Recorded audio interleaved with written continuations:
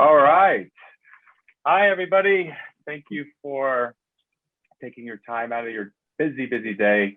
Again, my name is 𝗘𝗵𝗿𝗿𝗃, Director of Client Relations with Entigrity, and we are on episode 20 of #BKOT, how to build a kick-ass offshore team.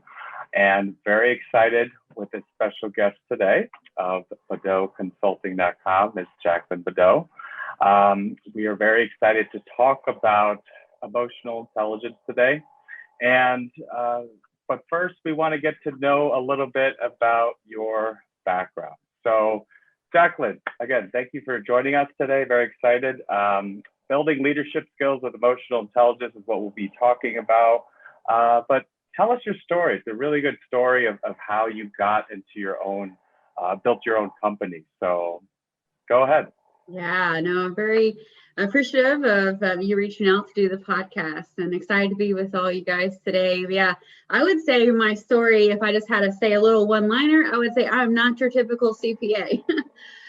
So a little bit like more about my background. So I started off in public accounting. So I am a CPA. I have my CGMA also.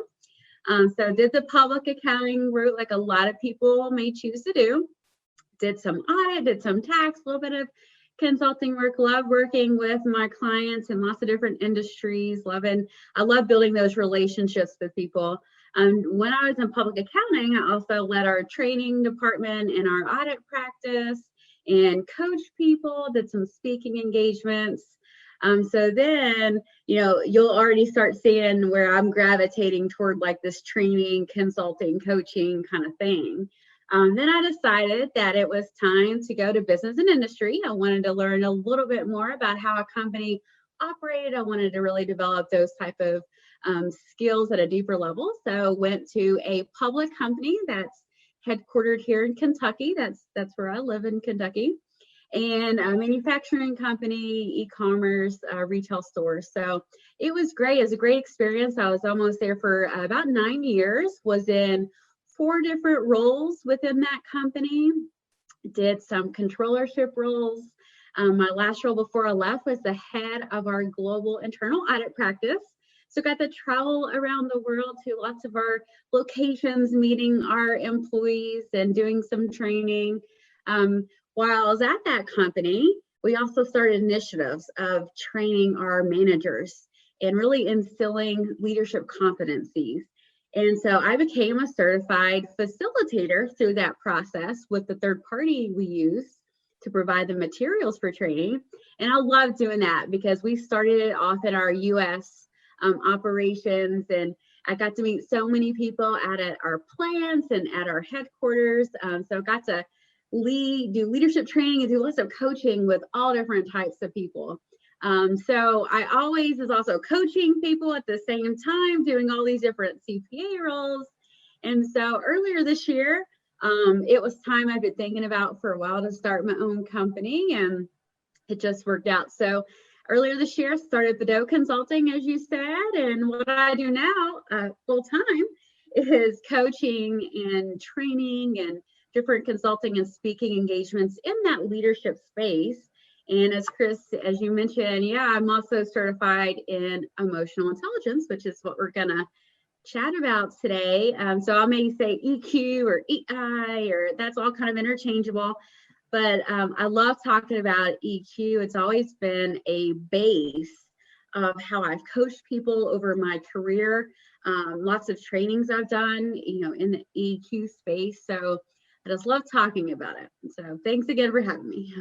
Yes, of course. See everybody, it's a great story there. And yeah, you're not the typical CPA. This is I've brought to our audience many different topics. I love the uniqueness about it, not just the general accounting, bookkeeping, tax, things like that, but outside the box, because it's very important to learn and become an overall CPA as an entrepreneur, which is very hard. So to provide what you do is very important. So I have a couple questions, right? We always hear about IQ and then we have EQ. So there's a key difference. And someone can be really smart, but I feel that if you don't have a high EQ, you can't really pull it all together. Am I right?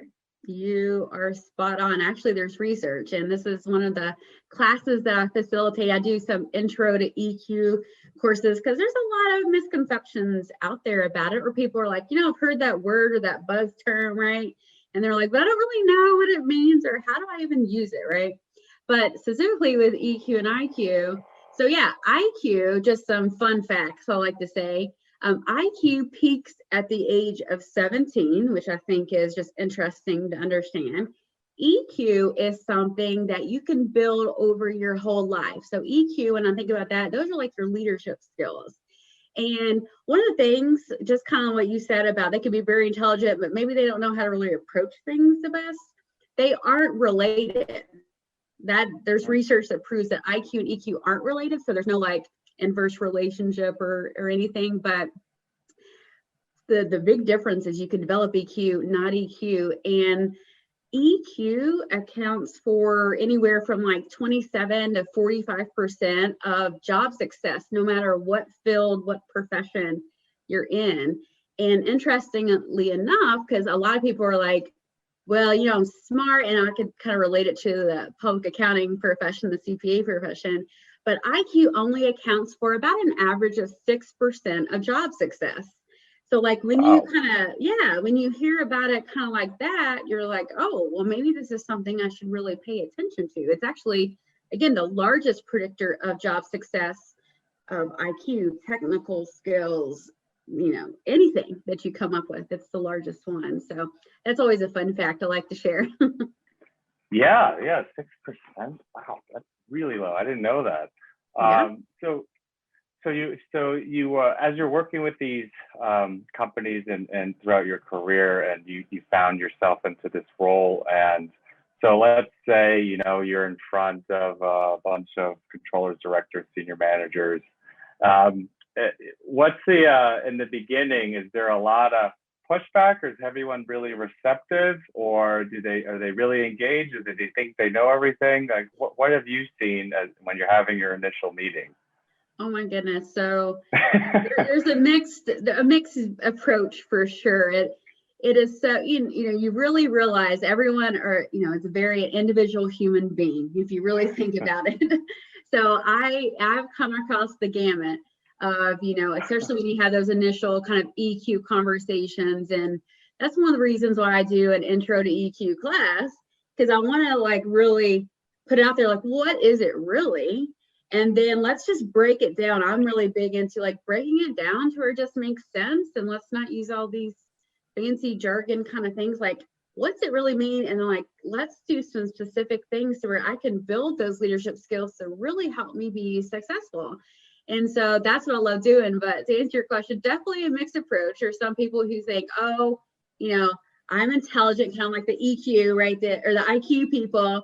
I have a high IQ, or I had really high grades in college, or I have all these certifications. I have all these technical skills, right? And they're like, I don't need all that hocus pocus or whatever with the EQ stuff. And I love talking with people about that, because then once I start breaking down like scenarios, I'm like, well, see, maybe you could have thought about approaching it like this. And once you start really going through that, they're like, oh, okay, I can see why this is important to help a person like have better relationships with their peers, their team members, if they're leading a team, or their clients, or with offshore teams, helping have better connections with their full team, no matter where they are.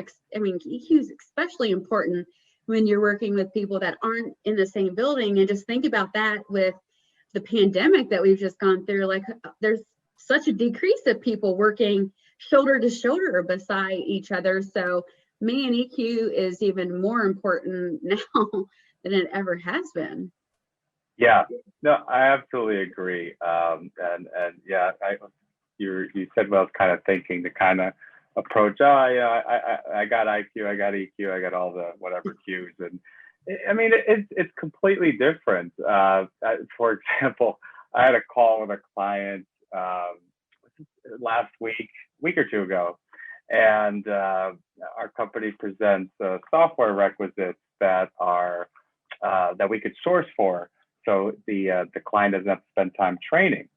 And the client literally said, I don't care what certifications they have, I want 5 years of experience. You know, so someone could be fully certified and have all the certifications in place, and it's like, so what have you done so far? This is my first day, my first time looking for work, my first time using it, and it's like, and it's totally different. It's totally different as far as being certified and the experience with it and dealing with real life situations.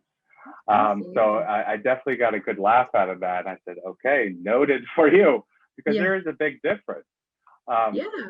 So when you're working with and doing an introduction and a training class, do you do a lot of like role play scenarios? Yeah, so it depends on the length of the class, of course, and how much time we have and what kind of format we use. But so I have like a 1 hour course where I do lots of interaction. So I'm kind of going, I want to like really introduce the model of the EQ and go into the definition, which is probably, I should probably jump into like what the definition is, just in case we have anyone that's like, okay, sounds cool, but no, what is it? Because that's what I kind of do is I start with, EQ, there's a technical definition, but how I really break it down is, so it's all about leadership skills. So I say that because people are like, okay, leadership skills. Okay, cool. I get it. And then it's all about kind of understanding your emotions, understand how that affects you, how it affects others, how you can express it constructively, how you build interpersonal relationships, like all the people skills that we all are required to have. How do you make more effective decisions? How do you manage and tolerate stress and be resilient, especially in times like that, like what we're going through now? That's all of what EQ is. And I describe it kind of like a roadmap. So, back in the day when we had paper roadmaps, or think about like you're using your apps like Waze or Google Maps or something, and you're trying to get from point A to point B, and you're trying to get there the most effective, efficient way, right? That's kind of what EQ is to me. If you understand more of those skills and understand how much you use those skills, and you understand how to get them better, you can more effectively get from point A to point B and wherever you're going, whether that's a career goal or a company goal, because you're trying to develop these certain leadership skills to really help you stand out. And I wrote an article recently about like how to give you a competitive edge. Like EQ can give you that competitive edge if you're a firm. There's a lot of things that help you get a competitive edge, even like services like offshoring, and we can talk about that later. But that is EQ in a nutshell of how I'll describe it. So like in a 1 hour course, I'm trying to make sure you really understand what EQ is. And I give a really high level overview of some of the leadership skills. And I'm really big on, I want to give you some tips. Like, I like when people are able to have a training where they're not bored, they don't feel like they're wasting their time, and they can actually like apply something that they learned right after the session. And so in a very brief 1 hour session, I'll give you some tips like, okay, here's your self-assignment. If you think about this or do that, it can help you increase your empathy or your interpersonal relationships. I'll give you some tips like that. In longer courses, we do exactly what you were saying. I've taught so many different courses where we do a ton of role play and lots of times we want to have people bring them into the actual session, think about some scenarios ahead of time. So that way they can work on them as they're going through courses. And then they walk out with like, they're already done with that big issue they thought was something they didn't know how to tackle. And they just learned how to tackle it and they worked on it and they can go apply it. So it all depends on the length, but I love doing role play, lots of interactiveness, lots of chat, especially in the virtual environment, lots of chats or virtual group breakout type of things. Yeah.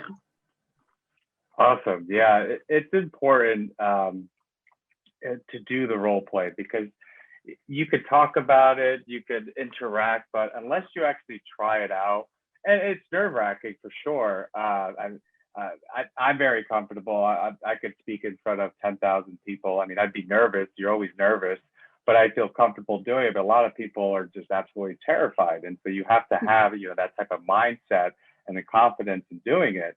But the role play is so key, because if you're just thinking in your head or practicing it, you know, it may or may not work. But if you actually do it in a situation, even though it's not real, it's very important. Then you get an understanding of like, wow.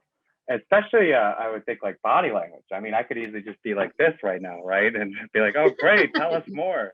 That's awesome. Wow, that's so, I mean, body language is key, right? Do you find that, are people aware of their body language at all, or unaware, or what have you found? Mixed approach, right? We're all individual human beings, but that's a big part of kind of understanding your emotions and your impact on others is reading the nonverbal things, like and even like listening to the tone of the voice and the body language and those type of things. And so like when I break down EQ in coaching or in training, sometimes we talk about like different cues, like, you know, how do you know if you've expressed something the way you intended to? And you can go, well, I know if I messed up because the other person the other day crossed their arms and looked like they were mad at me, right? And so, and it's also like, okay, emotional expression is a leadership skill within EQ, and that's all about how you express all your emotions, like the gamut. There's a bazillion emotions, and then body language is a huge part of that, because you may be so excited about something, but if you're like, I'm so excited about this, and then you're like, I wonder why no one got hyped about that. You know, we did a really good job, you know, delivering results for the quarter and blah, blah, blah. We closed the books and that was fantastic. Well, maybe because you didn't express yourself effectively, because your words were saying it, but your tone wasn't, your facials, your hands or whatever, you know, your whole body language did not convey what you had intended. And that's a lot of about emotional intelligence as well. Yeah, that's great. Yeah, the guys did a really good job. Awesome. Yeah. Everybody's great. Yeah, and it means a lot. Or if somebody's like always loud and brash and saying, yes, great job, or like horrible job, it's like, wait, it means a lot. And I find too that sometimes people try to manage everybody the same way, right? So this is how I manage, and they have a staff of 10, let's say, and so they manage everybody the same way, and they're, that works, that's it. I find that to be completely different, because in order to get the most out of your team, you have to manage there's 10 people, there's 10 different ways you got to manage. Obviously, if you're having a meeting, you get your point across, but there's 10 different people, there's 10 different emotions. Do you find that people are understanding that, or they are managing a certain way, or what have you seen? Yeah, I mean, that's a huge topic in all kinds of leadership training sessions that I've facilitated. And sometimes, people are recognizing exactly what you said. You've hit it nail on the head. Billy and Sally and Jill, I use those as interchangeable just names. Those people are 3 different kinds of people, right? And so, yeah, you need to manage them, or what I like to say, lead them, because a manager is one thing, as a leader is another thing. So you want to lead them in different ways. And even like when you relate it to EQ, you go, okay, well then tell me how that's EQ. Well, that's a leadership skill, like building your relationships also. And one of the things of, if you really want to keep on continuing to build like your interpersonal relationships, think about if you're leading a team, and one of the things that you may hear to do is like, we need to celebrate our successes and recognize the people for their contributions. But and I've taught this so many times, a very easy tip, I don't want to say easy because it could be hard, you got to work on it, but something you can do to really even be more effective at recognizing people and building that relationship is knowing how people want to be recognized. Not everyone wants to be put on a podium at the annual company event and confetti comes down over their head because they closed the books or had this % accuracy in the audit world, or tax deadlines, or matter whatever. Some people may like that. Some people may be motivated for days off, or a monetary thing. You've got to really understand each person, to your point. and how do they like to be led? How do you build that relationship? So how do you recognize them? How do you celebrate their successes in ways that they want and they appreciate? So that's a huge thing that we talk about a lot, and definitely a mixed approach, because it's like, well, I pulled everyone together and I said how Bob did such a great job. And I'm like, did Bob also curl up under his desk and hide afterwards because he was embarrassed? Because some quit. people don't like that. So, yeah. That's spot on. I completely agree with that. They may like literally faint because they weren't expecting this, and it's true. And you have to. So if you're doing something celebratory like that, you have a good EQ and understanding, you'll know how to celebrate. Yeah, maybe it's a quiet meeting. Hey, just want to let Bob, good job, rather than put the spotlight on and balloons come out and there's a parade. And it'll doing these little things will go so much further for your team than a lot of people realize. Doing all the little things can be so much bigger than recognizing something that they did well. Absolutely. And one thing just to add on, that is, I have coached on this a lot, trained on this a lot, is also tell them why that you're recognizing them or giving them credit, or because the first time that your boss or your leader or whatever comes around and says, great job, maybe, oh, I'm excited, they told me great job, or thank you for doing that. But the next time they say great job, and then the next time they say great job, you're like, great job at what? Like, you be very specific on what you're recognizing. So it's it's the STAR feedback type of model. It's the situation, the task, the action, and result. When you can frame feedback or recognition in a very specific way, that goes the extra mile by far, because if you say great job, thank you, and that's all you're just saying those words, it doesn't really do much, because they're like, oh, they're just a little robot, right? They were told that they have to thank their employees because that's what you're supposed to do as a manager, not a manager, not leader.